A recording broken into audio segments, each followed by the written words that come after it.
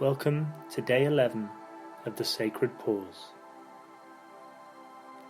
14 billion years, and here we are in this one single moment of being together.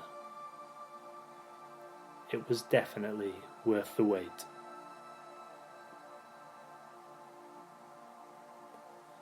I would like to thank Ian for the mind-blowing meditation last night with the sound bowl. I think I speak for all of us when I say that this was a beautiful and unique experience. And we will definitely have Ian back next week for another meditation.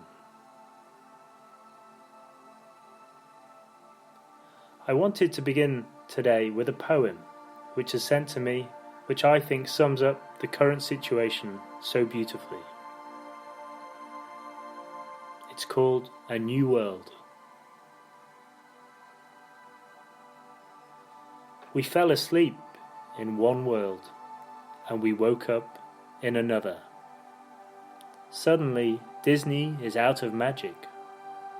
Paris is no longer romantic. New York doesn't stand up anymore. The Chinese wall is no longer a fortress, and Mecca is empty. Hugs and kisses suddenly become weapons, and not visiting parents and friends becomes an act of love. Suddenly you realize that power, beauty, and money are worthless and can't get the oxygen you're fighting for. The world continues its beautiful life. It only puts humans in cages. I think it's sending us a message. You are not necessary. The air, the earth, the water, and the sky without you are fine.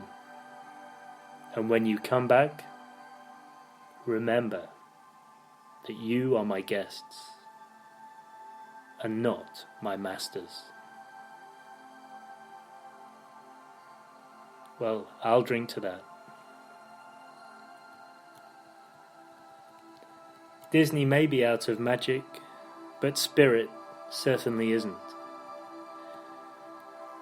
Yesterday we talked about the root chakra and how we, as a human race, have become disconnected with our feminine earth.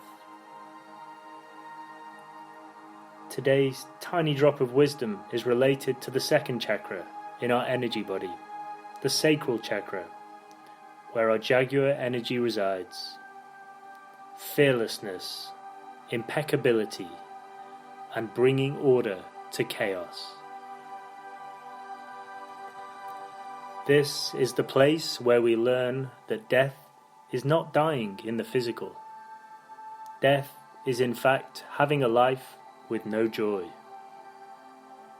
This is where we become the storyteller in our lives and not the story. This is where we square up nose to nose with our Jaguar, our own truth, and we see that our true destiny is not in our comfort zone, but if we find the courage to face it, we can be free. The negative expressions of the second chakra are anger and fear. We become defensive. We take our heart out of the decision-making process and we start to panic. You see, when fully functioning, the second chakra transforms emotional energies into power and light. But when heavy energies stop metabolizing, their toxicity levels rise and a sludge begins to build in the sacral chakra, which puts us into what nature calls fight or flight mode. For shamans and meditators, fear is the great enemy. Our task as the soul doctors of this earth in times of great change is to make peace with our fear and to see it as a gift of awareness which will warn us where the dangers lie. Our greatest fears, our shadow, are the things which teach us where we need to grow. In simple terms, fear is the absence of love, a metaphysical heart bypass. As Ian said so eloquently in the meditation last night, all you need to do when you feel fear is take a deep breath in, return to your heart, and reprocess the thought with loving energy as you breathe it out.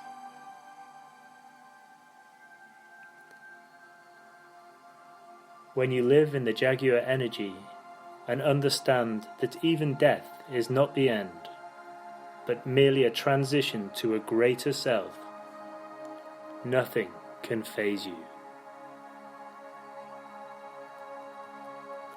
One wonderful gift you can give to any family or friend whose second chakra is out of balance is to hold space for them. So, before tonight's meditation, please open sacred space and with your arms outstretched, bring down your Viracocha, the golden disc above your head, and slowly guide it down with your arms to the second chakra. With your arms still out wide, now picture the person or the group of people that you would like to help around 1 meter in front of you.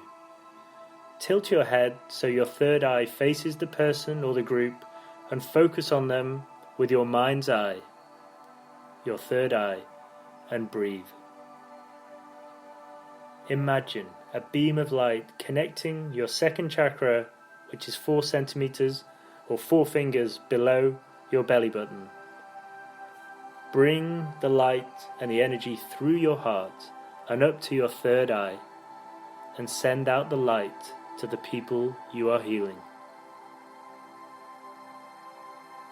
Then breathe deeply 3 times. It's a powerful, energetic prism of healing energy, and it will help many dear souls. Tonight, I'd like to ask you to send healing to the oceans and the rivers and all marine life around the world and all that lives in it. The revolution has begun. Let's evolve with honor and integrity. Yours, in peace and love, Peter. Namaste.